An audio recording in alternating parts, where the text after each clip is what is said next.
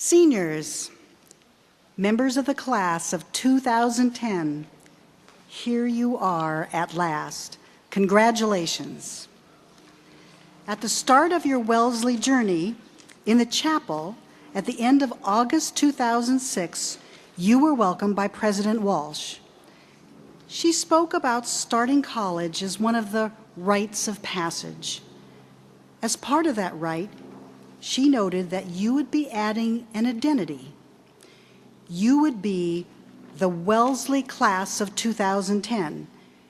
It is an identity, she said, that you would wear with pride for the rest of your lives.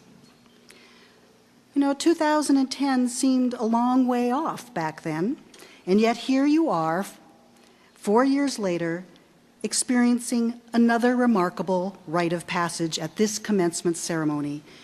You are the same person, but in many ways, you are also a new person, a more aware person with a much broader vision, a more creative and determined person, more prepared to make a difference in the world. When you awoke this morning, you knew what would happen here in the academic quad today, in this standard rite of passage. And there's a sense of comfort in this last formal ritual, because what follows, what happens tomorrow and next week and next year, are unknown, and the unknown can be unnerving. Don't worry about being worried about it. That's what gives you your edge. I've watched you here at Wellesley, and I think you can do anything. Don't ever doubt it. We are happy that you are moving on to a new phase in your life, that you are going out to exciting new ventures. But we will miss you. You have left an imprint on this place. You also left your own mark on campus just the other day, one that is not permanent, but it was great fun. You festooned the campus with purple decorations. You created a wide area of extreme ultraviolet radiation, as one of your signs read. You also have left a permanent reminder of all that your class has remained to this institution. On the Saturday morning of Family and Friends Weekend 2007, you planted your class tree, a forest pansy. You probably did not anticipate that it would be watching over you when you graduated today, right over there.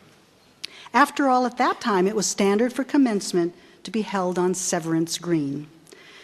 Now, as you might remember, that fall was the start of my first year at Wellesley, and your tree planting was one of my first encounters with a Wellesley tradition. It was great fun.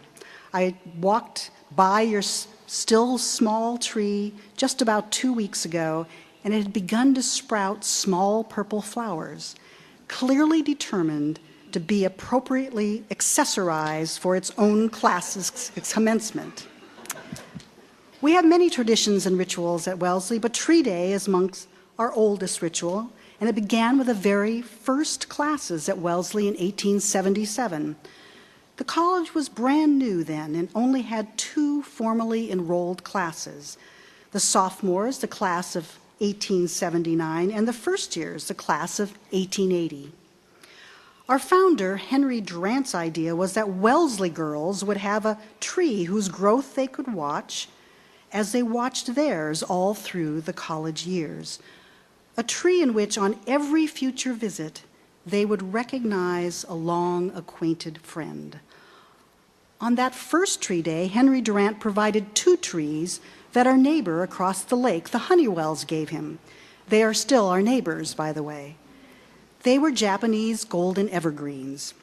Henry Durant had his own ideas about where they should be planted that first year, the one for the class of 79 by the dining hall and the one for the class of 80 by the library. The next year, he had plans to plant another evergreen in front of the library in the honor of the new class of 1881. But even back then, Wellesley women were Wellesley women, and they took matters into their own hands. They confronted Henry Durant, informed him that they didn't want an evergreen tree, they wanted to pick their own tree, an elm, which was much less delicate and much more majestic. His trees, they pointed out, kept dying. And they said firmly that they didn't want to plant it in front of the library as he intended. They wanted to plant it at the entrance to the college, where it would be noticed. Mr. Durant was taken aback by this demure rebellion, but acquiesced, and Tree Planting Day, as a true student activity, was born. It always involved planting a tree, but the celebration took many forms over the years. For a while, it was a campus-wide event in which students would form a giant W on the quad, each class in their colors making up one leg of the W. There was a beauty contest associated with Tree Days for a number of years. There was even at one time a maypole with deans dancing around it. Something I'm sure we'd all like to see again.